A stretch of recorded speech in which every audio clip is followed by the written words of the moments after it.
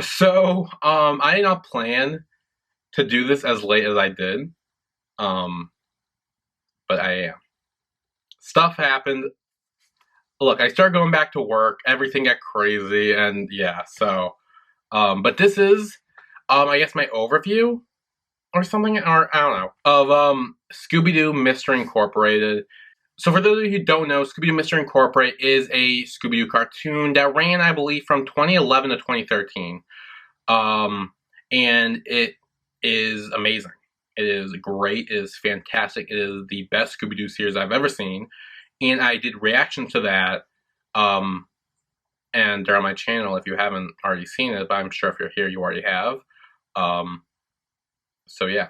And I did ask in the reaction for the finale to have people tell me what they wanted me to talk about in this, because a lot of people were just like, talk about the whole show. I could, but that would take forever.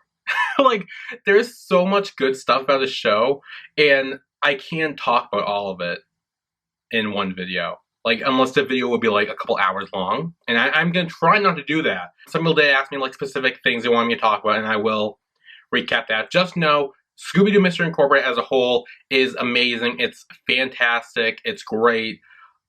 I loved everything about it. So, yeah. Anyway, I'm going to go through some of the comments and see what certain things people want me to talk about.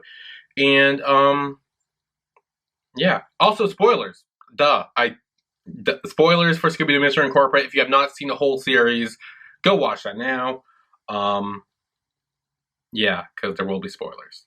So people want me to talk about how this compares to all the other Scooby-Doo series, because I'm pretty sure all of them. I've seen, like, almost all of them.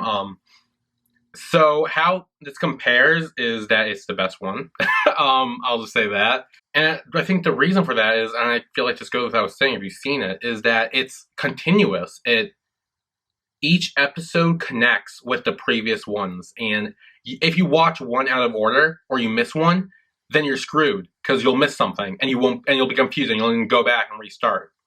Whereas with like Scooby-Doo, Where Are You? Or What's New Scooby-Doo? Or A Pup Named Scooby-Doo? Or whatever, any of the other ones, they'll just pick up a random one, watch it, and, like, that's it.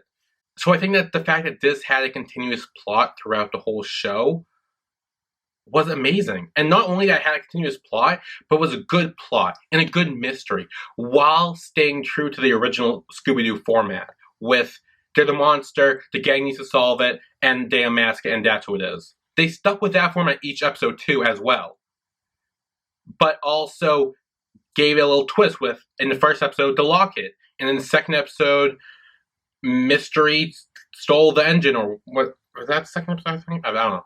But yeah, like, the mystery stuff, and like how there was always these little things that each episode there was a little bit more and a little bit more, and like growing into a bigger overall mystery through that.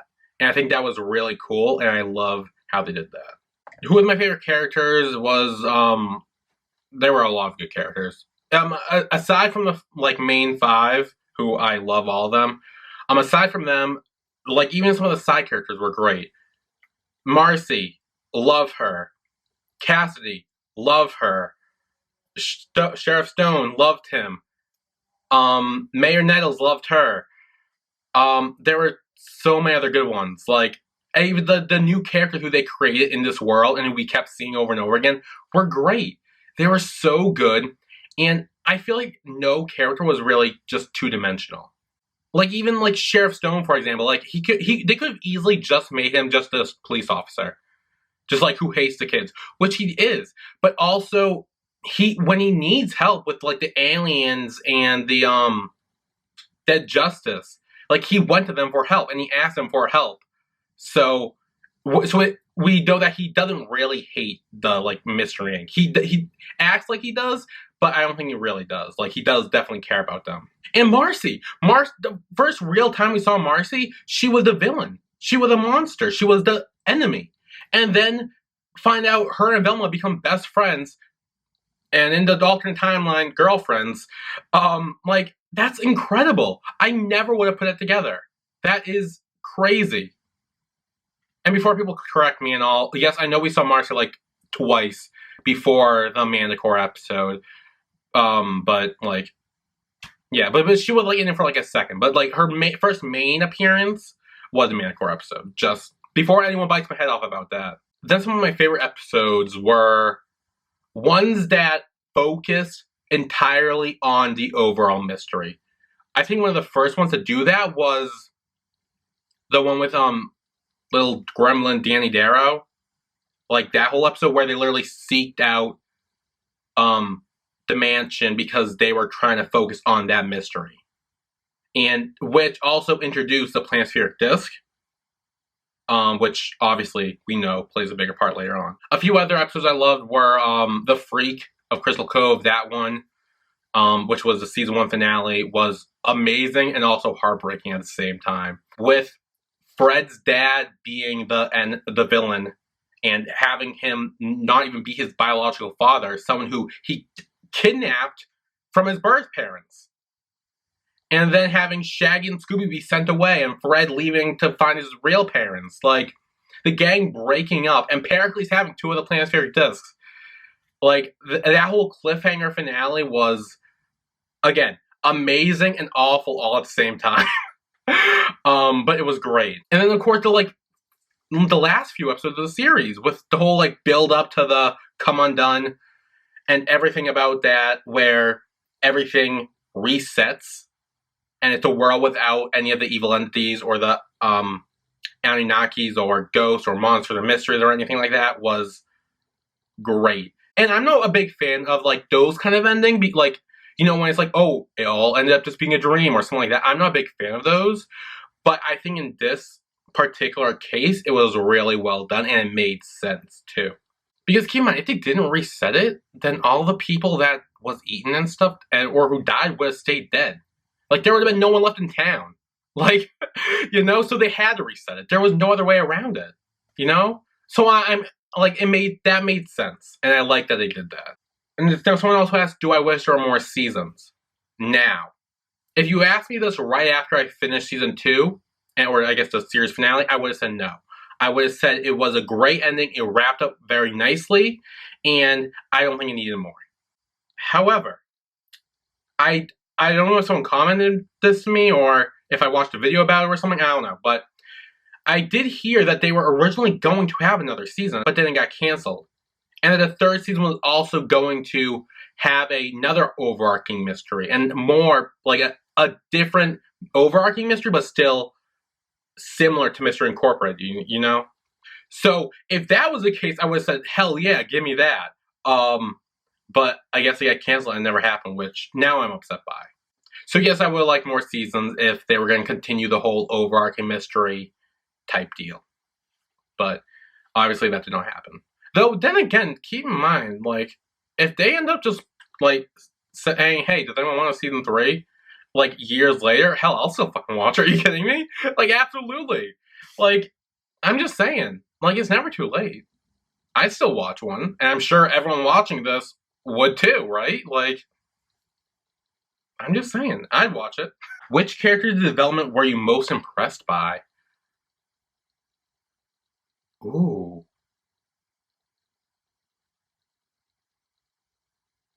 I don't know.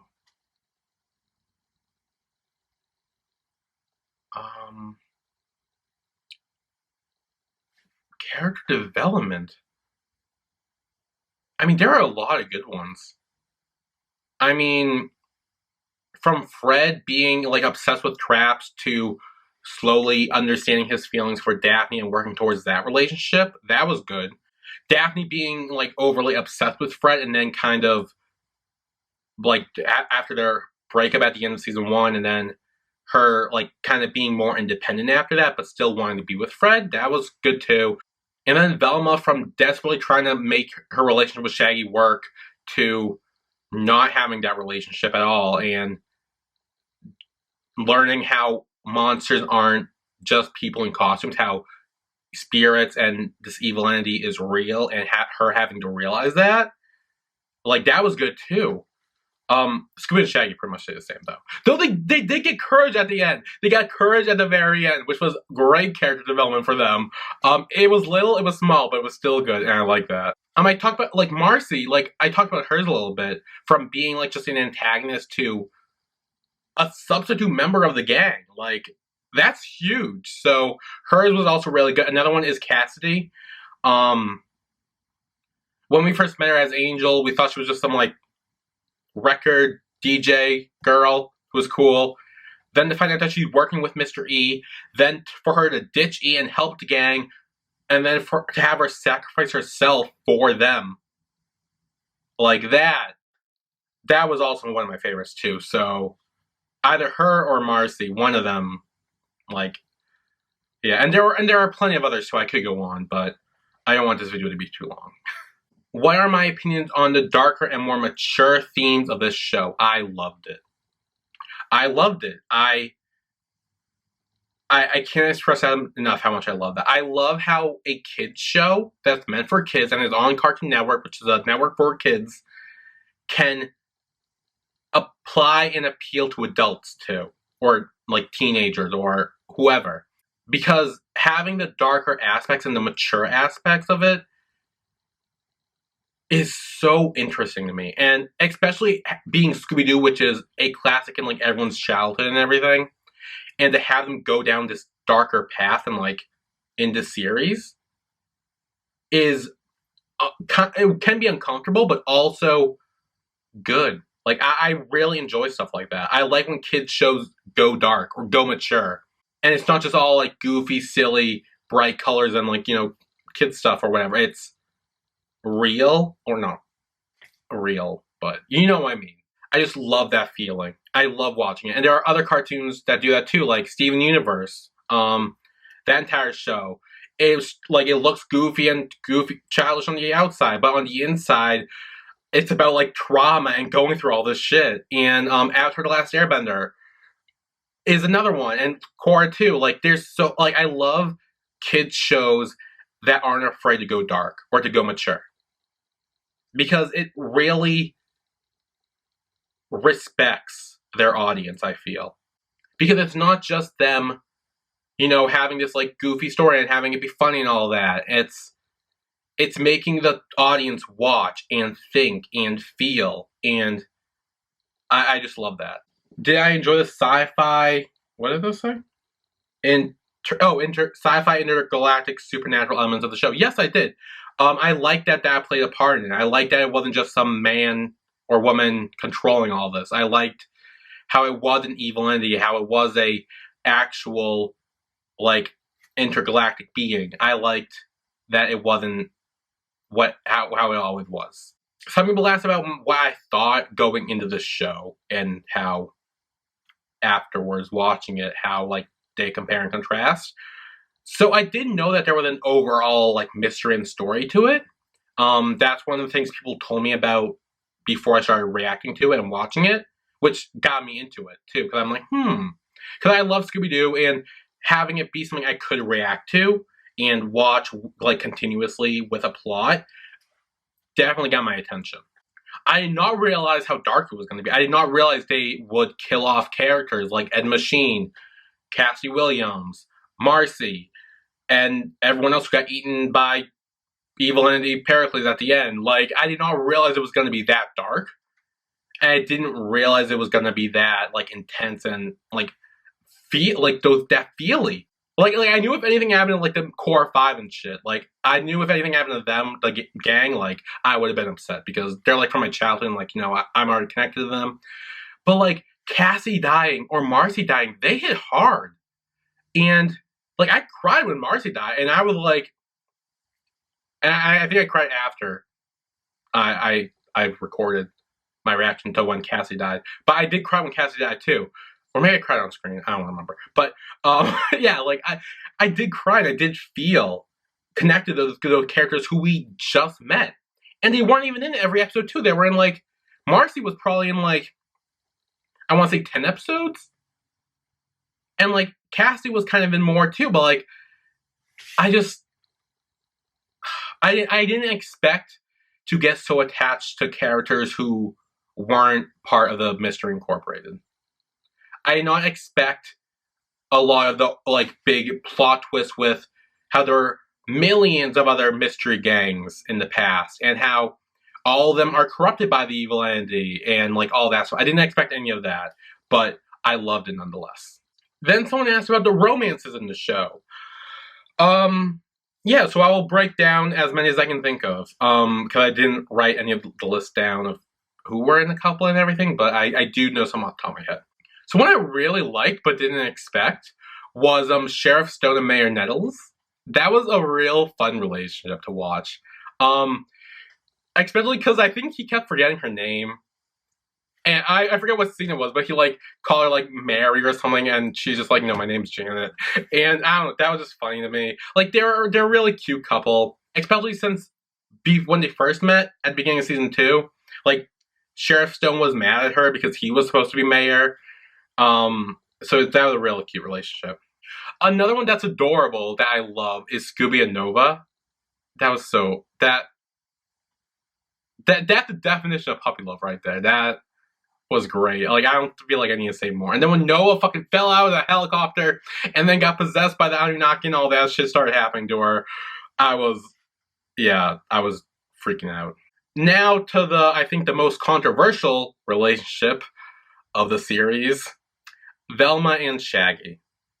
So I want to give my 2 cents on this. So watching it from the beginning where they're already in a relationship, I loved that right away because growing up as a kid, I would always pair like Fred and Daphne together and Shaggy and Velma together. I would always pair that together, even though there was no real like Shaggy Velma like chemistry at all in like the past and in all the other shows. I think so. I would always just do that, just I guess because. And a lot of people told me that they do not like Shaggy and Velma together. They don't like that relationship. They don't like how Velma was too controlling and bossy in their relationship and everything.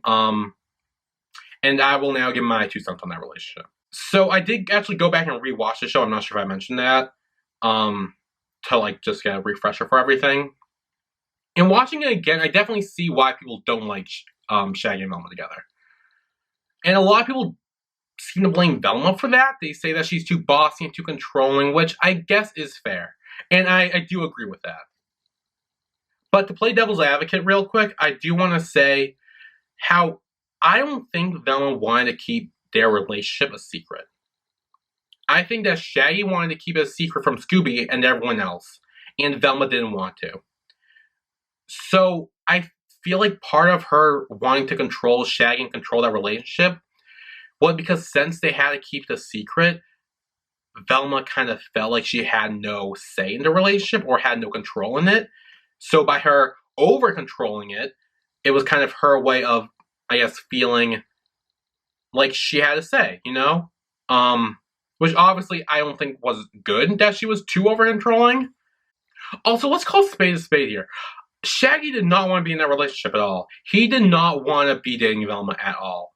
And I feel like if he didn't, he should have just broke up with her. Like, I think with episode 10 or 11 or something that he broke up with her, like, he should have done that way earlier on. He was not committed to the relationship. So regarding that relationship, I don't think that relationship was exactly good. I thought it was nice, but I don't think it was good. It's not all just Velma's fault. It's not all just Shaggy's fault. They're both to blame for that. Shaggy wasn't giving enough to the relationship, and Velma was giving too much. And they weren't able to work that way. So, regarding that relationship, it was nice at the beginning, but it was never going to work out. And one of the things I do wish we saw more of, actually, was I wish we saw more platonic Velma Shaggy, you know? Like in the Miley episode, where Miley goes away and Velma's like, hey, you know, I always wanted a guy to chase me down at the airport. And like she like encourages Shaggy to go after her. And then after she's the villain or whatever, she's like, he's too good for you. So I really like seeing that platonic relationship. And I wish we got more just like one-on-one Velma Shaggy platonic scenes. Because I don't think we got many of them. Like after their breakup, we barely got any. Other than I think the one I just mentioned. There could have been more, and you can correct me if I'm wrong, but that's just what I thought. However, who's better suited for Velma than Shaggy, actually, is Marcy. Because I know it was hinted at that they're together in the new timeline or whatever, but they are. Like they're 100% together. You cannot tell me they are not. I'm just saying. And Marcy had a huge fucking crush on Velma, even in the old timeline. So yeah, so in the new timeline they are together. Say what you will, you can feel free to fight that or deny that how much you want to, but you will be wrong. They are together, and I'm saying that, and no one can tell me otherwise.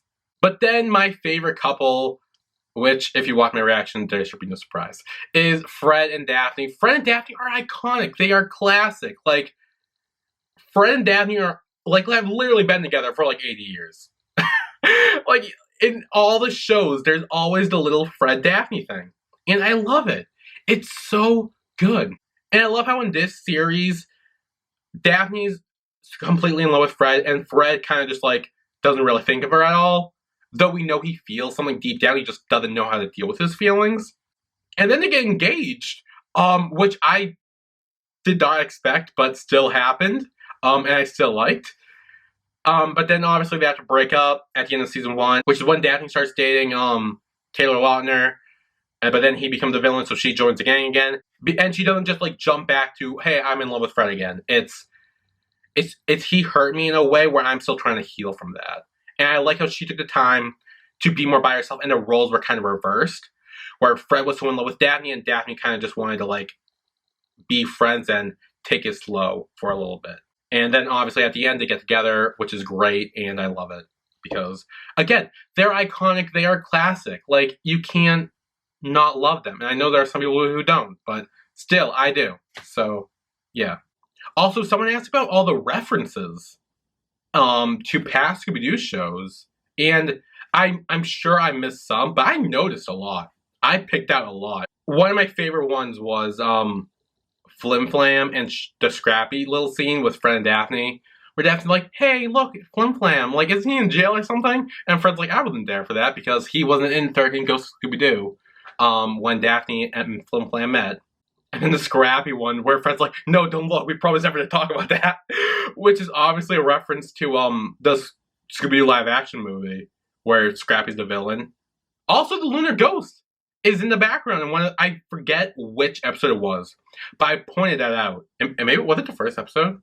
Maybe, I don't know. But in one of the episodes, I pointed out the Lunar Ghost. I'm like, hey, it's in the background, because they never, like, talked about it, or, like, specifically focused on it, but they did, like, it was in the background. I'm like, oh, I remember that. Also, I don't know if it was a reference or not, but still, the Hex Girls was great. I loved seeing the Hex Girls. If you know, you know. I love the Hex Girls. They're so good. Their music is so good. Like, honestly, I wish the voice actress for Thorn, Dusk, and Luna would literally just make a band. All they need to do is sing Hex Girl songs. I would go to every single one of their concerts. They don't even need to come out with any new ones. Just sing the old ones, and I'd go to every single one of their concerts. That would be so good. I would love that. So something a lot of people told me in the comments was how this was a prequel to Scooby-Doo, Where Are You?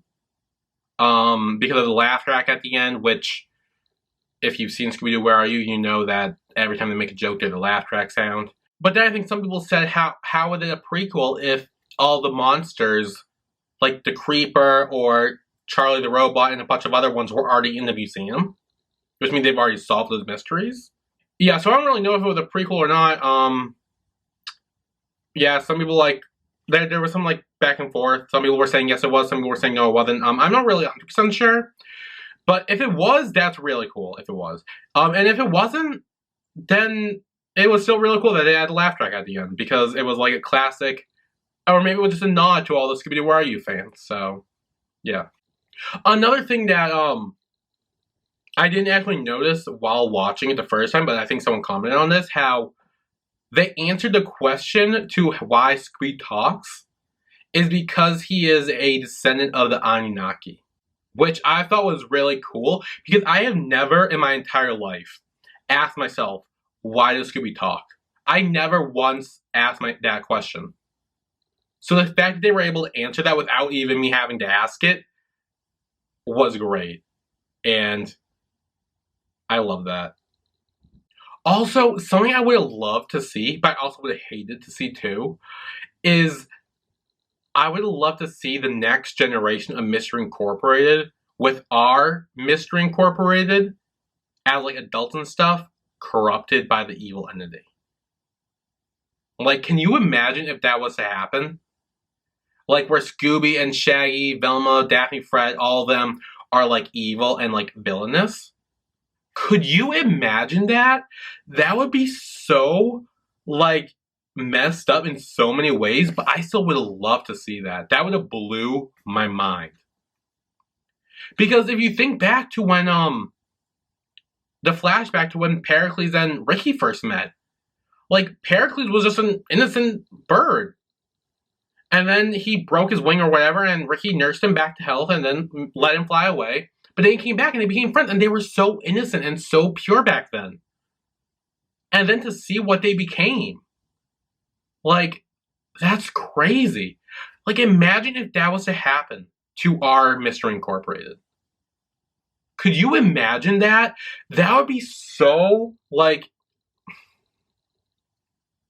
that would be so uncomfortable to watch. That would be so hard for me to watch, personally. But I would have loved every second of it. But, obviously, they defeat the evil entity, which is great, because we never will get to see that. But still, imagine that. Imagine an evil Scooby-Doo. Imagine it. Because you can't. Because Scooby-Doo is so, like, goofy and good that you can't imagine him being evil. But, like, what if that was to happen? Because I was thinking that was going to happen, too, because after finding out that all the old Mystery Incorporated is evil, I'm like, what if that happens to our Mystery Incorporated? And I was, like, freaking out about that. But obviously we never got to see that. But still, that would have meant a cool twist. An uncomfortable, crazy twist. So I think that's all I'm going to talk about with Mystery Incorporated. Yeah. I know this is really late. It's like over a month ago that I uploaded my finale reaction, and I probably should have uploaded this a lot sooner. I was planning to do it within a week of the finale, but here we are. So yeah, so let me know what you guys think of Mystery Incorporated. I'm sure you guys love it just as much as I do, but let me know your thoughts on all this stuff I just talked about, and yeah, I don't know. And I'm just saying, if you ever hear any news of a possible season 3, let me know ASAP. Because I will watch that. I will react to that. I will love that. I'm just saying, it could still happen. What, and in like what, 2013 or something? Like, still, I'd still watch season 3. Like, would you? Would you watch season 3 if it just came out? Yes or no? Let me know. So yeah, that's it.